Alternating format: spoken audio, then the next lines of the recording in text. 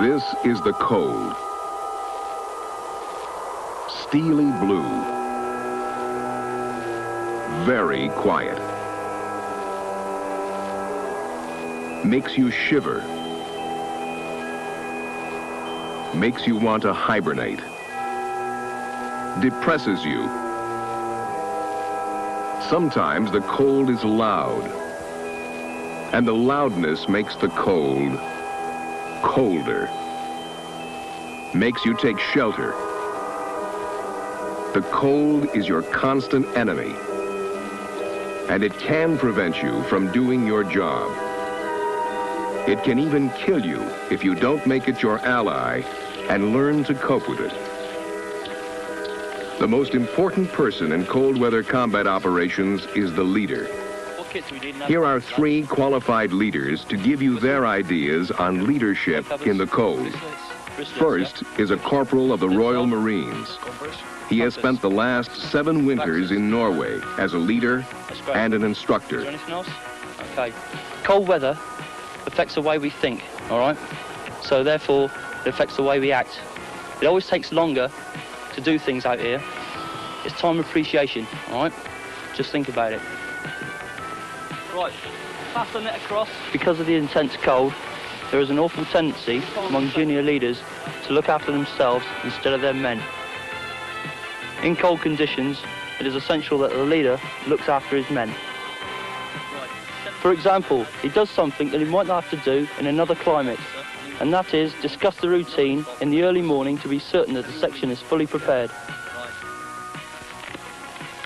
He makes sure the men use the buddy system, where one man watches the face and checks the hands of another man. Out in the cold, a man can lose feeling and won't realise he's slowly beginning to get frostbite.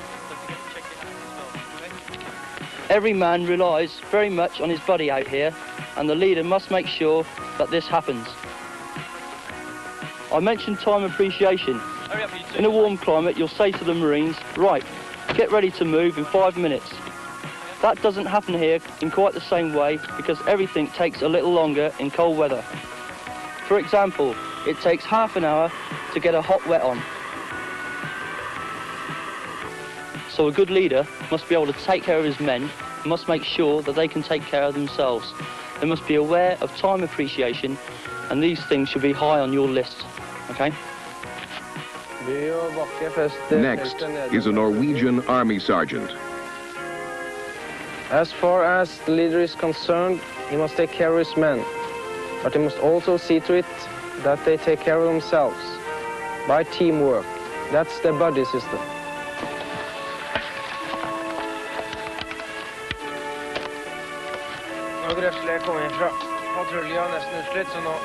And when a leader is exhausted and has reached the limit of his endurance, the buddy system, teamwork, will support the leader and make certain he gets his fair share of rest, hot food and hot drink. Otherwise, it will be impossible for the leader to carry on. Success in cold weather operations can only come with constant practice and experience in the field, in the cold. Here is a U.S. Marine Corps captain.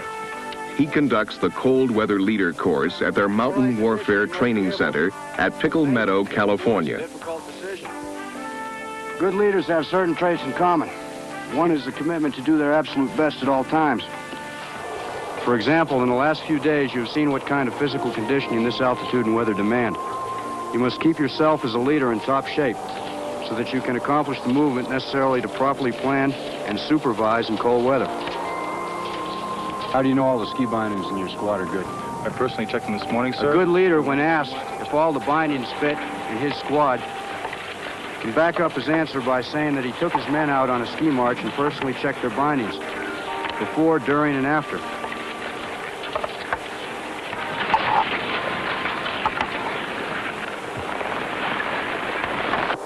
A good leader leads by example. He does not ask his men to do something that he's not doing himself. A good leader is a professional. He knows his men, he keeps them informed, looks after their welfare, and keeps them active. Without hounding his men, the junior leader carefully supervises every task. making certain that the task at hand is understood and accomplished, especially the need to constantly check for frostbite and other cold weather injuries. The leader knows, too, that everything takes longer in the cold, and as a result, he plans and allows more time for every task. For the good leader, there is no question of priorities. First his men, then himself. Survival in cold weather depends first on the will to survive, on the clothes you wear and how you wear them, the amount of water and the type and amount of food you consume, the rest and the sleep you get, your personal hygiene habits, and how you build a shelter when necessary. Most important, however, is your will to survive. The will to survive comes from knowledge, self-discipline, pride in yourself, and esprit de corps. This U.S. Marine Corps clothing has been especially designed and tested for cold weather warfare. The design takes into account your body's temperature regulating mechanism. Your skin has a fine network of small blood vessels, which receive more blood when your body temperature rises. And when your body temperature rises, your skin moistens with perspiration. As the moisture evaporates, it takes heat away from your skin. This loss of heat reduces your body temperature. The first, or insulating layer in the clothing system, allows your body to retain this heat while allowing the moisture to evaporate. The moisture is wicked out, away from your skin. Additional layers of clothing will provide you with more insulation against the cold. Usually, the colder it is, the more layers you will wear. If you are too hot, you can take off a layer or two.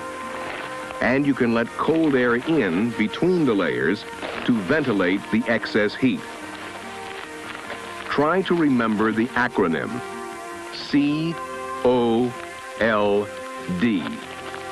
C, clean clothes insulate. O, overheating comes of overdressing. L, loose and layered clothing permits better insulation and allows ventilation. D, keep your clothes as dry as possible. Moisture takes heat away from the body. Occasionally, you may have to dry a few damp items in your sleeping bag.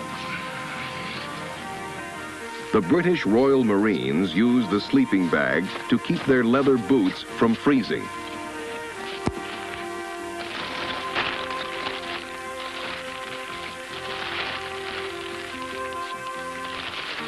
So that they are easier to put on when it is time to get up.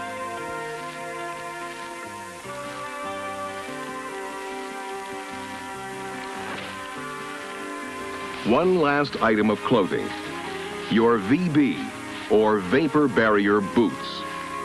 They will keep your feet warm to minus 60 degrees Fahrenheit, or to minus 51 degrees Celsius.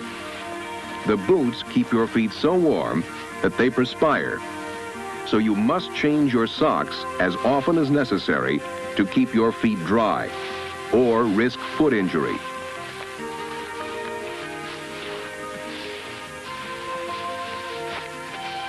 The Norwegians, Dutch, and the British have their own footwear and cold weather clothing. They use leather ski march boots. The Canadians use mucklucks. But they all subscribe to the insulate, layer, and ventilate principles. In very cold weather, the Norwegians, British, and Dutch use toe covers on their boots. The toe covers form another insulating layer on the feet and keep the boots clean and dry longer.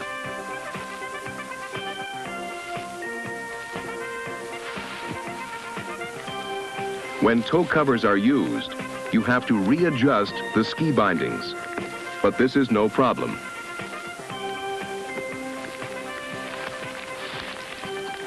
In cold weather operations, the daily food intake is increased. Why? Because only a small part of what you eat is used for producing energy for physical work. Most of what you eat is burned to maintain your body heat. So in cold weather, you must have more calories. You must eat more to maintain your normal energy level. As for water, you need at least 4 liters a day and more if operating at altitude. Why? In cold weather and at altitude, your body loses liquid fast because you perspire heavily due to the extra hard work. This liquid has to be replaced, preferably with a hot wet, with sugar. The hot drink will warm your body, and the sugar will provide extra calories.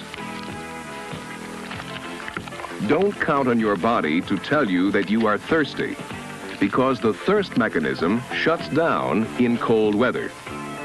Having enough water is usually a problem in cold weather. You must plan ahead to have enough. Water from a stream is easiest to obtain, but make sure it is properly treated before drinking. Next in preference is to melt ice chopped out of a frozen pond or lake. It produces more water in less time than snow. Plan 20 minutes to melt enough snow for a hot drink. An important detail to remember is that it requires a lot of fuel to melt snow and ice. Other sources of extra calories are your cookies and chocolate bars. But save them for between meals and when you're on the march. Alcoholic drinks cause a quick release of body heat to the skin surface, while lowering overall body core temperature.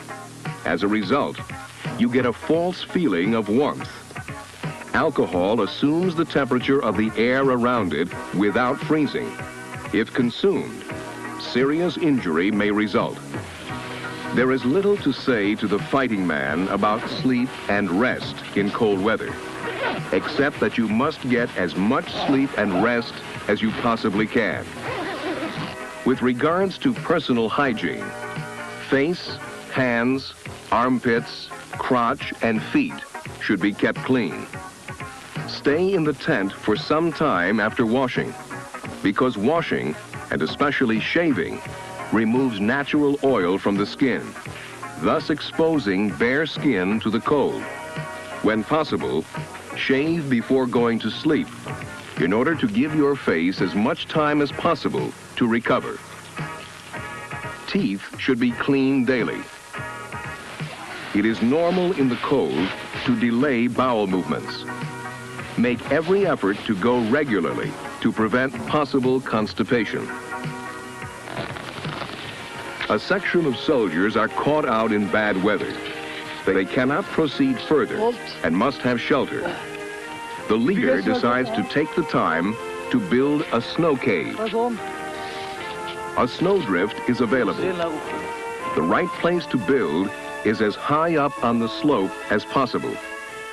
There will be less weight in the ceiling of the cave, and the height of the cave will permit the cold air to leave the cave and go down the slope. When the snow cave is nearing completion, a ski pole is pushed through the roof for ventilation. The last man to go in will close the open entrance with a ready-made snow block.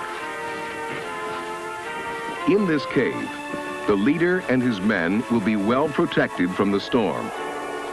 The heat from their bodies and from candles will raise the temperature as they rest and wait for the storm to pass.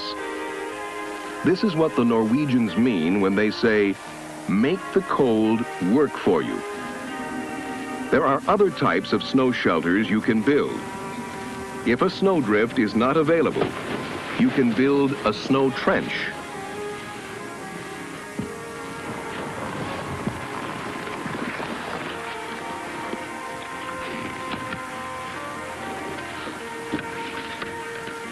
Or a tree pit shelter. or an igloo.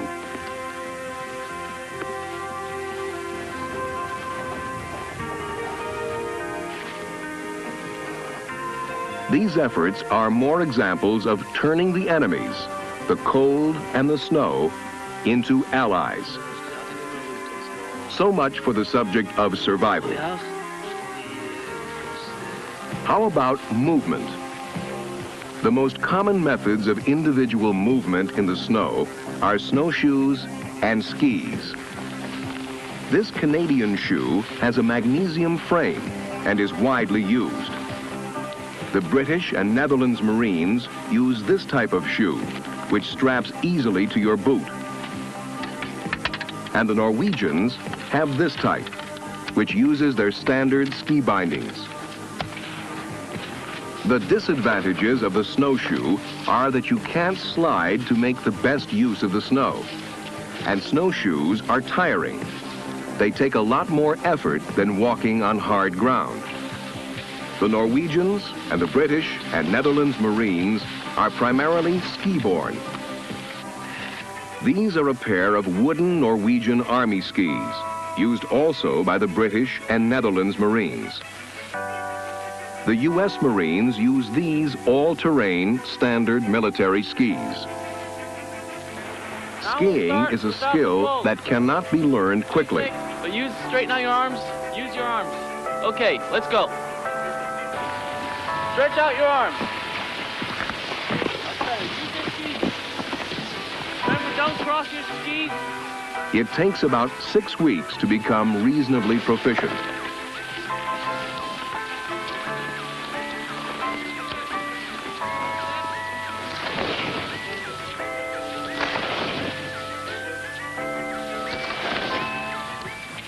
On level terrain, well-trained ski troops carrying rifles and packs move faster than men with the same gear on snowshoes.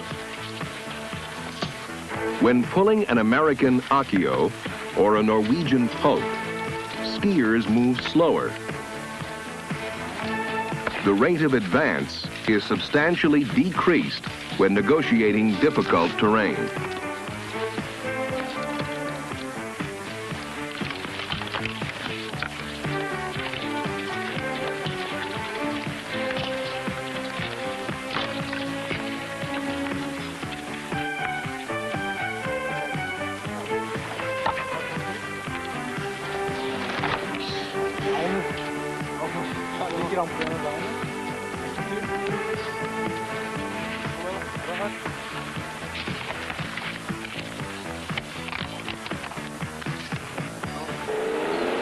Skiers can be towed at speeds of up to 25 kilometers per hour on suitable terrain and in good weather. The Swedish Bandwagon, or BV202, and the later model, the BV206, are used for the ski-yoring.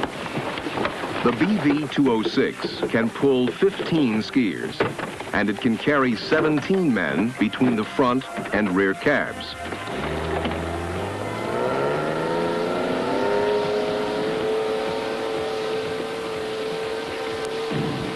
The BV is a key vehicle in cold weather warfare in the mountains. It can go long distances over rugged terrain, but it makes an obvious track in the snow. In addition, the BV has the same limitation any other machine has in cold weather: breakdowns, resupply of parts, and the general cold weather operation and maintenance problems. The snow scooter is also used. It has a smaller profile and makes a little less noise than a BV. It is faster, but can pull only 2 skiers. It handles better at night and is good for reconnaissance, medical evacuation, and resupply. The most versatile machine for cold weather warfare operations is the helicopter. It can carry men and their equipment within weight limits. But if it's down for maintenance, or the weather is bad, you must always have an alternate plan. However, when it's working and the weather is flyable, and tactics permit, the helicopter can get you and your equipment there in a hell of a hurry. The enemy, the cold, can be made your ally. Through proper leadership, you can successfully learn to survive, to move, and to fight to your best advantage.